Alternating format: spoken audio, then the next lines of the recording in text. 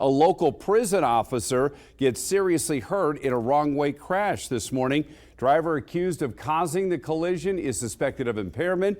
Nevada State Police say it happened on US 95 around 4:30 this morning near Corn Creek Road. That's just south of Lee Canyon, located about 30 minutes from downtown Las Vegas. Both drivers did survive, but the lieutenant was seriously hurt. He was taken to UMC. That's where we find our Kristen Drummond, who has the latest on this investigation. Kristen?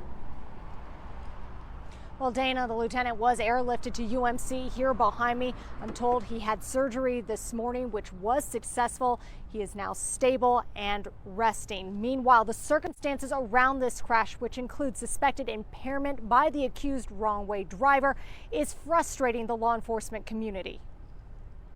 It's heartbreaking. It hits you right in the gut. Paul Lunkwitz speaks out. The union president for correctional officers in Nevada sharing his shock. A wrong-way driver suspected of impairment hit a union member on US 95 around 4:30 Friday morning in a rural area of Clark County. He had to be removed from the vehicle with the jaws of life. Lunkwitz identifying him as Lieutenant Jonathan Rivera. He's a very well-liked lieutenant by most accounts, and I've always had a good time working with him. Rivera on the road that time of day, heading to work at High Desert State Prison, according to Lunkwitz. He says the lieutenant has been with the Department of Corrections for more than a decade. He's invested a lot in training and a lot in helping people, especially with firearms qualification.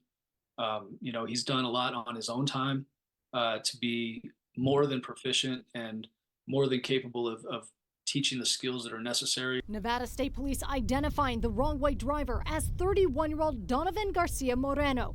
Court records show he faces 4 charges: DUI resulting in substantial bodily harm, reckless driving, wrong-way driving, and driving without a license. Usually if you don't have a license, either you lost it or you just never had it. So there's something in there. Sean Hagstrom with Nevada State Police. He says most wrong-way crashes happen with suspected impaired drivers. It does seem like we are getting quite a few wrong-way drivers, but we've had that in the past where it's come in different patterns. This is completely avoidable. Frustrating Lunkwitz, who wishes Rivera a speedy recovery. This is a horrible tragedy that could have been even worse.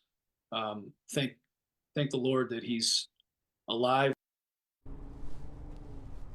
Nevada State Police say that Garcia Moreno was also taken to the hospital. Court records show he is scheduled to make his first appearance in court for those 4 charges tomorrow morning. Reporting live outside of UMC, I'm Kristen Drummond, News 3. Unfortunately, it's not the first time we've reported on one of these wrong-way crashes. Kristen, thank you.